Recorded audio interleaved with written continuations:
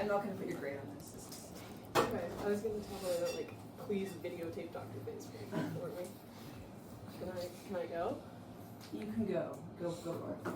Hi everyone, I'm Ruth Christino, and today I'm going to be presenting to you about harmonic technique in the first movement of Antonin Dvořák's Suite in A major, otherwise known as the American Suite. Andante con moto is the first movement of the American Suite, or Dvořák's Suite in A major, opus 98b. Dvořák was a Czech composer who lived from 1841 to 1901. During his career, he spent 2 to 3 highly productive years in the United States. The American Suite was written while Dvořák was working at the National Conservatory of Music in America in New York City. In this suite and other pieces written during his time spent in the U.S., Dvořák used a variety of compositional choices to achieve what became a distinctly American sound. This presentation will examine Dvořák's use of harmonic techniques, in particular add-6 chords, modal mixture, and direct modulation to contribute to the characteristically American sound of the first movement of this suite. The very first material heard in this movement is a lyrical motif that is repeated throughout the movement.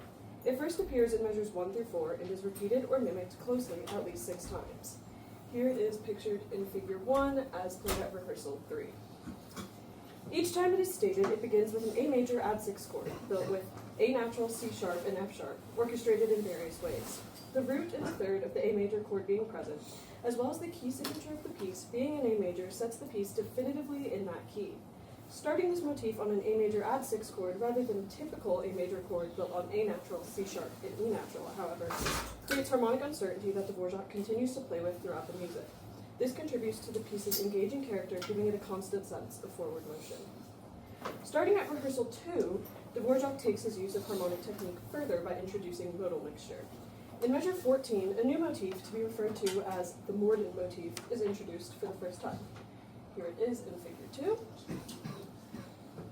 In this motif's fourth statement, Dvořák builds a root position A minor chord.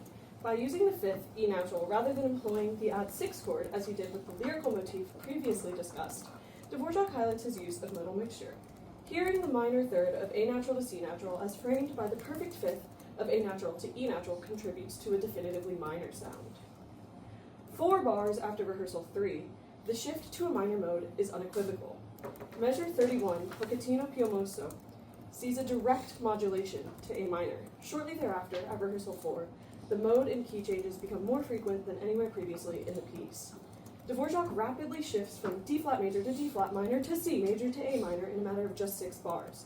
He repeats this cycle twice between rehearsals 4 and 6 before returning to A major in the movement's original tempo at rehearsal 6, where he brings back the lyrical motif that we first discussed. In figure 3, you're seeing a score reduction of this section, so you're going to have A major where the piece was originally, and then there's a very distinct shift that you will hear when I play it for you to A minor, which continues for 4 bars, and then you get the D-flat major, D-flat minor, and C major, and I'm going to play that for you now. Just kidding. Fire is the only pure thing.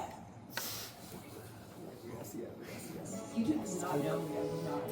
I could just hear that. So here we are in A major, or, yeah. It's kind of hard to miss. A minor.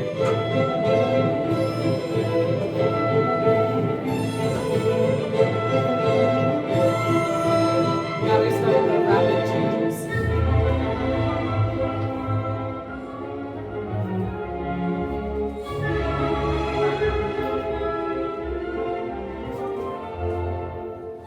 Repeat the cycle again.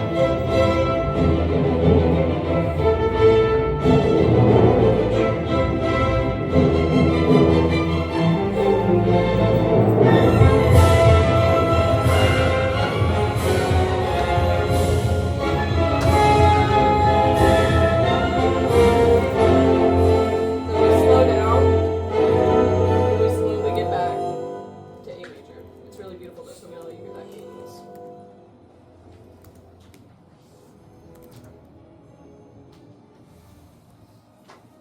Back to the lyrical motif here.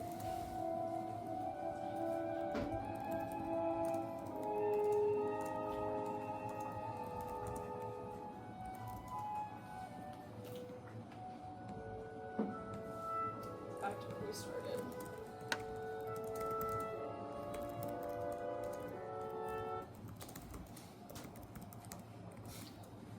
When analyzing music from Dvořák's time in America like this piece, one would be remiss not to look for what made this writing of his particularly American.